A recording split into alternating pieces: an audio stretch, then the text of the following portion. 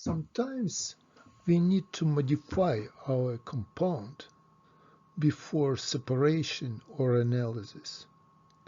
This is called derivatization. So essentially we are running organic synthesis, but as always in analytical chemistry, we are running it in easy way. We are finding the reagents that can go with 100% yield in several minutes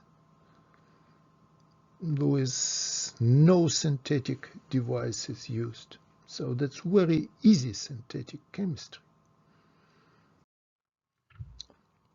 First type of reaction is alkylation.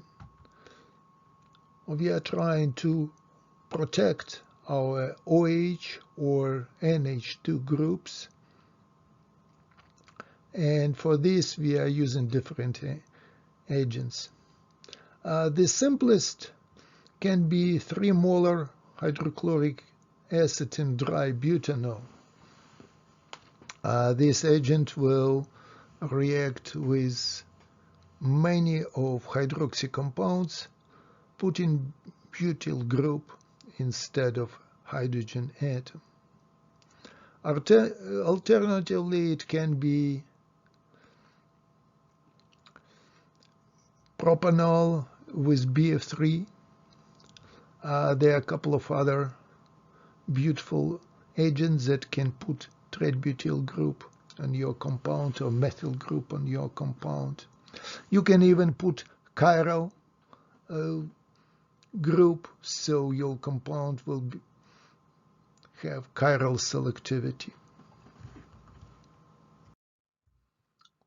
Another group or derivatization reactions is acylation, the process of adding acyl group to compound. All of you did acylation when you were making aspirin out of salicylic acid using acetic anhydride. Often using acetic anhydride is not very convenient because many of natural compounds have acetyl group. So for example, if you do acetylation of morphine, you'll receive heroin, and you'll never be able to figure out that this heroin is coming from the drug or it's coming from your derivatization. But if you'll use propionic anhydride instead, you can be 100% certain that there is no natural propionic anhydride compounds. Even better approach is using pentafluoropropionic anhydride that will react fantastically quick on cold and produce even better results. There are other acetylation agents. This is an example how you can run methamphetamine and amphetamine after derivatization. Two beautiful peaks corresponding to two different optical isomers of each of them.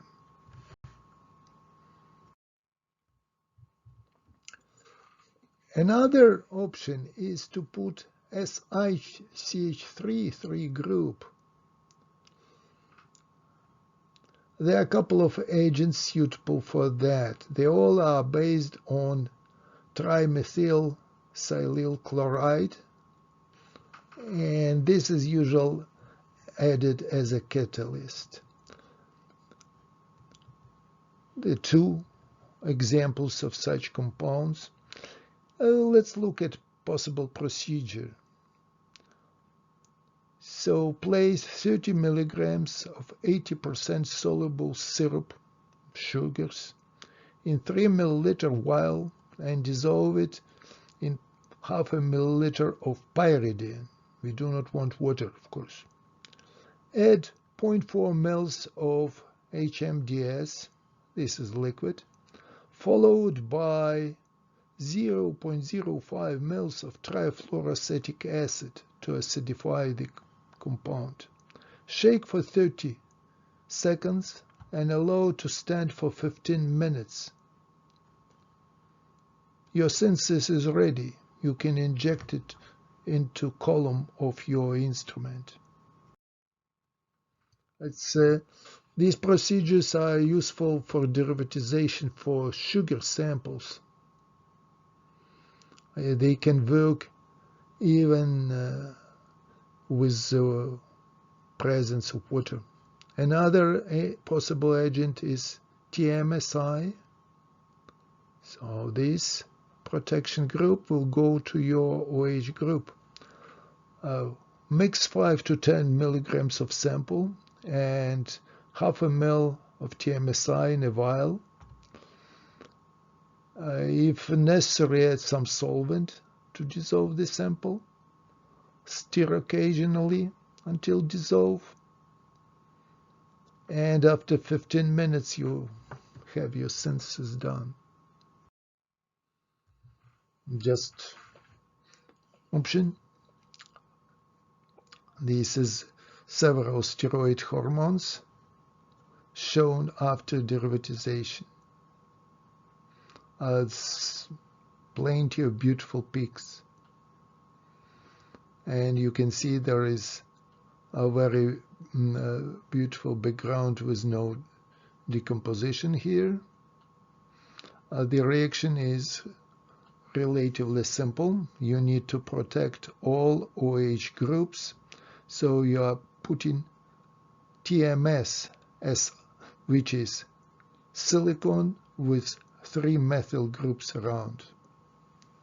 TMS here, TMS here, TMS here, and this group is also protected, and this group is also protected. As a result, there is no OOH group, and this huge compound is very volatile. If it's not derivatized, the picture is complicated and intensities are very low. One more example is LSD. LSD is a large compound and it doesn't want to fly. You see, the peak is very low. Now, if you derivatize it, you have a beautiful sharp peak that can be easily used for analysis. This is our compound we were using for derivatization. CF3 group here facilitates the reaction. So BSTFA derivatizes even in presence of water. Procedure: to small amount of sample in 3-methyl vial, you add in acetonite dry solvent, seal vial, and inject the agent, which is liquid. Agitate for several seconds and let it stand for approximately an hour. Your synthesis is ready.